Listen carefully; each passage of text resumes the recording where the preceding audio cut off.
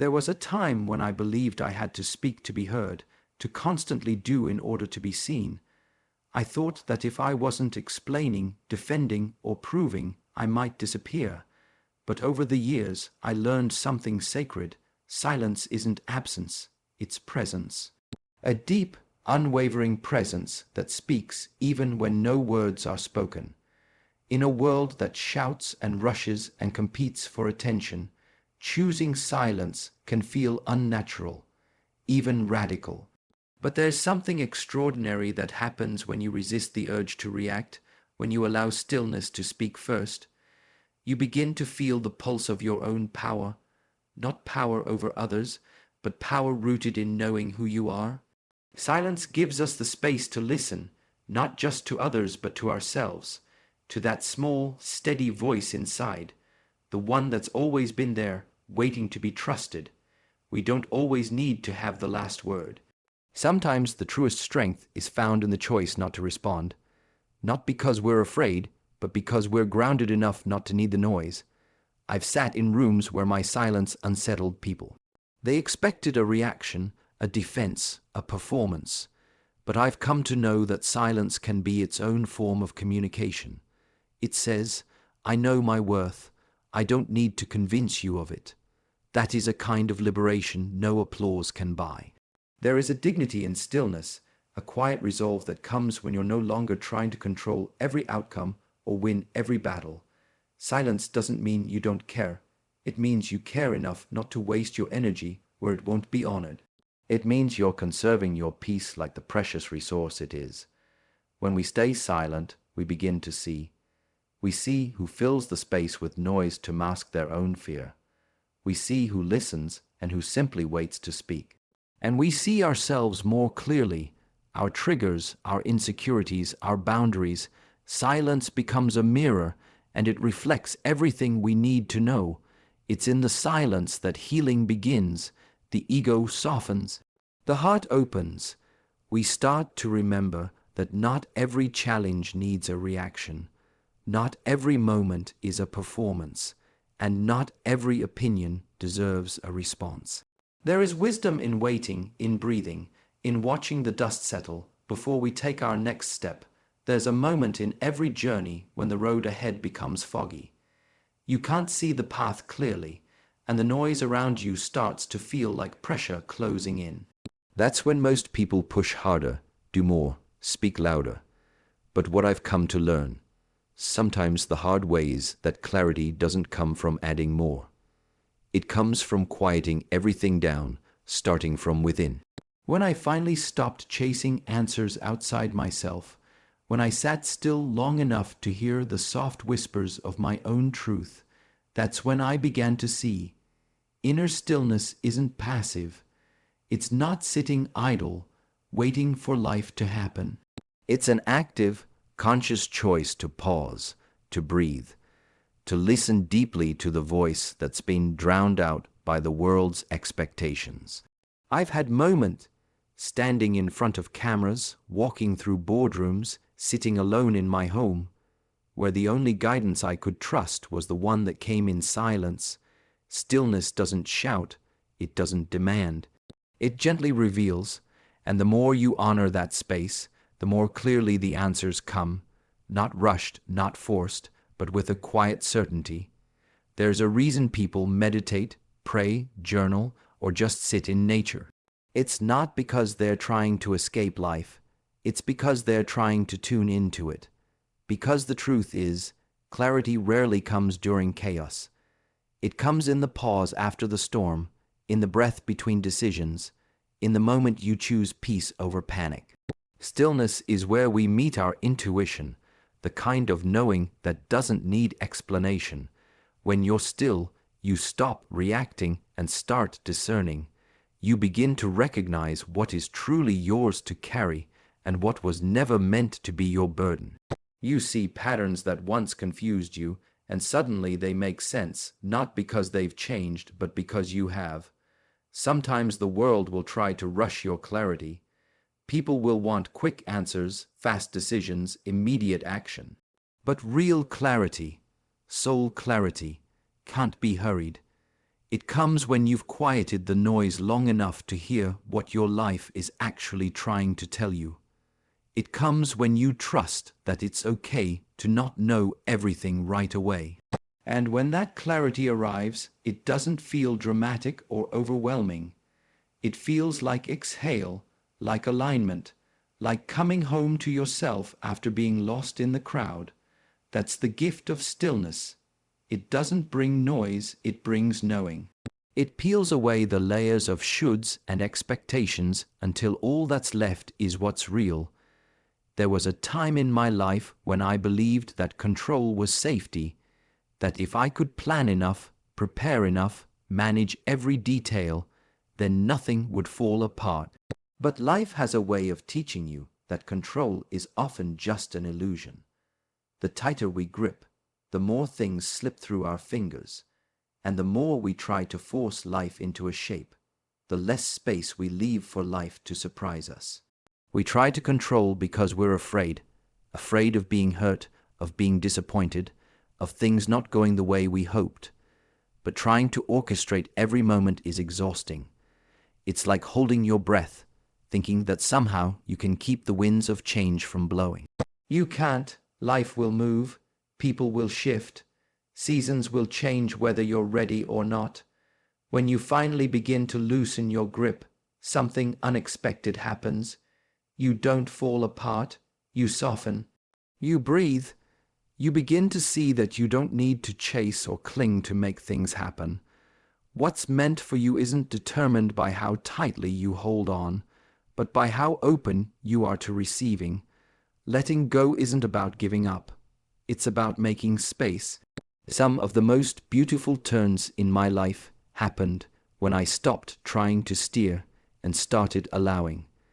When I trusted the no that led to a better yes. When I surrendered the outcome and focused on showing up fully, right where I was. Control says, I must make this happen. Surrender says, I trust what's unfolding.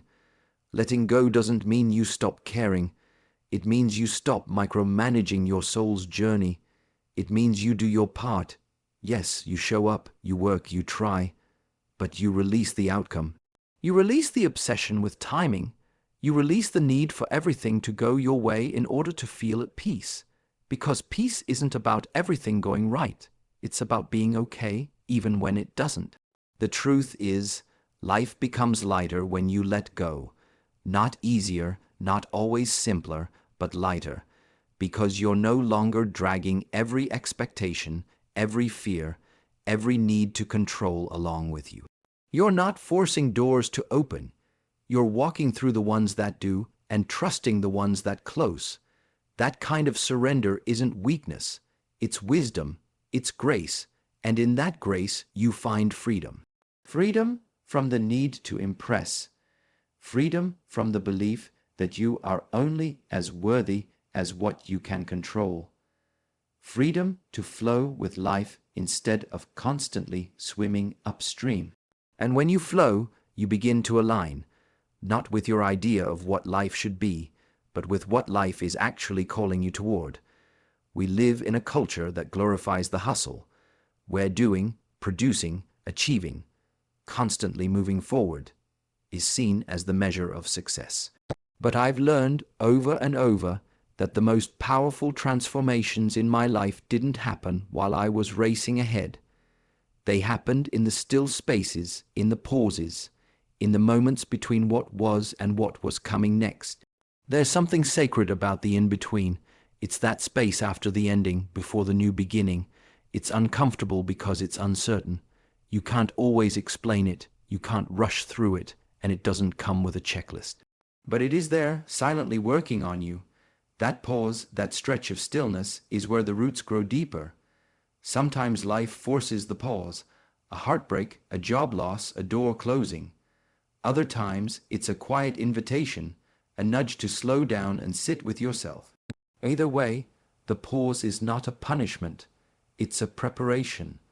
It's life clearing space for the next version of you to emerge. And often, you won't see the growth happening in real time. But later, you'll look back and realize you were being shaped in ways you couldn't yet understand. In the pause, things surface, the emotions we've buried, the truths we've ignored, the dreams we've postponed. It can feel messy, even painful, but that discomfort is not a sign that something's wrong. It's a sign that something real is rising. Growth isn't always graceful. Sometimes it's quiet and raw and slow, but it's always real. We don't grow only when we're doing. We grow when we're listening, when we're allowing, when we're learning how to be present without needing to fill every silence. In the pause, we begin to notice what we've been running from. We face what we've tried to avoid, and in that honesty, something begins to shift. I think of the pause like winter. Everything looks still, even barren. But underneath, the soil is rich with unseen change. That's how our lives work too. What feels like nothing happening on the surface is often the season where the most vital transformation is taking place. And if we rush it, if we try to force the bloom, we miss the depth that only dormancy can bring. The pause teaches patience. It teaches trust. It teaches us that we don't have to have all the answers all the time. That there is power in waiting. Not passive waiting, but intentional waiting. Waiting with open eyes and an open heart, knowing that every sacred pause holds a promise we may not yet see. You can walk into a room and feel it. Before anyone says a word, before the smiles, the handshakes, the small talk, you feel it. That subtle vibration, that quiet frequency, energy, it doesn't lie. It doesn't wait for an introduction. It tells the truth long before the words ever do. We've all had that moment. You meet someone who says all the right things, but something in you just doesn't feel right. Or maybe you sit next to someone who hardly speaks, yet you feel peace just being near them. That's not an accident. That's presence. That's energy doing what words can't. Telling the real story. Words are easy to polish. You can rehearse them, manipulate them, even hide behind them. But your energy, your essence, will always reveal who you are beneath the script. It's how you show up when no one's watching. It's the intention behind your actions, the tone behind your silence, the weight behind your stillness. I've learned to listen to people beyond what they say. I watch how they carry themselves, how they treat the quiet moments. I pay attention to how they make others feel when they walk into the space, because more often than not, it's not what they say that leaves a mark, it's what they radiate. It's their calm or their chaos, their joy or their bitterness, their love or their fear. You can't fake your energy. You can't pretend peace when your spirit is at war. And the most powerful people I've ever met aren't necessarily the loudest or the most charismatic. They are the ones whose energy is aligned with their truth. You feel them before they ever speak because they are not performing. They are embodying. That kind of energy is built in the quiet moments. When you do the inner work, when you face the hard truths, when you sit with your pain instead of projecting it, when you heal, you shift, and as you shift, your energy becomes your message, not just what you say to the world, but what the world feels from you without you saying a thing. People might forget what you told them, they might even forget what you did, but they will never forget how your presence made them feel, because presence has a pulse. And when it's grounded in authenticity, compassion, and self-awareness, it speaks louder than any sermon, speech, or status update ever could. Your energy walks into every room before you do. It's the silent introduction, the invisible truth, the quiet force that either draws people closer or causes them to retreat. And no matter what your mouth is saying, your energy is always speaking on your behalf. There's a deep comfort in believing that we don't have to chase everything to make it ours, that what's truly meant for us already knows our name. I didn't always believe that. I used to think I had to run toward every opportunity, knock on every door, say yes to everything just to stay in the game. But what I've learned, what life has gently and sometimes not so gently taught me is that you don't have to hustle for what's already yours by divine right. We get so caught up in the timelines, the checklists, the should've happens. We compare our paths to everyone else's and wonder why we're not further along. But life is not a race. It's not about getting there first.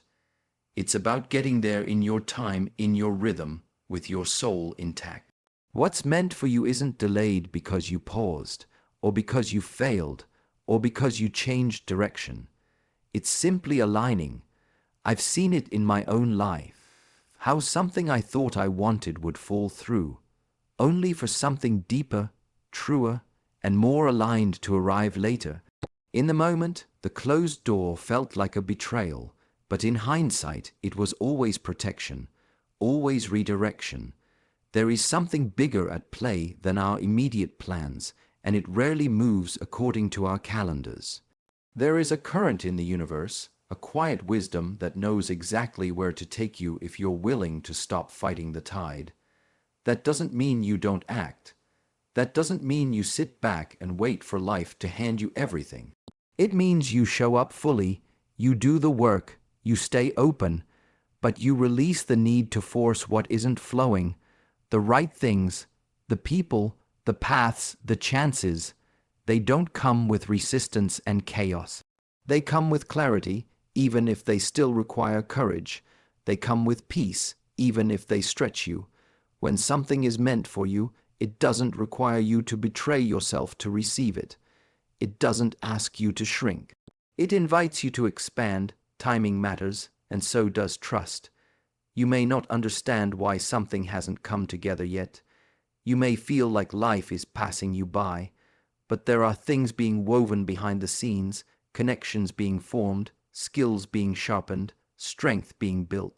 And all of that is part of the preparation for what's coming your way. Sometimes the wait is the gift.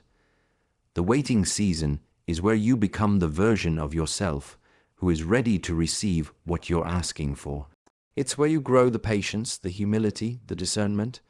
You learn how to recognize not just the things you want, but the things that are truly aligned with your purpose and your peace. The beauty of what's meant for you is that it doesn't require fear to find it. You don't have to beg for it, compete for it, or compromise yourself for it. You simply have to trust that it knows how to find its way into your life when you are ready to receive it with open hands and an open heart.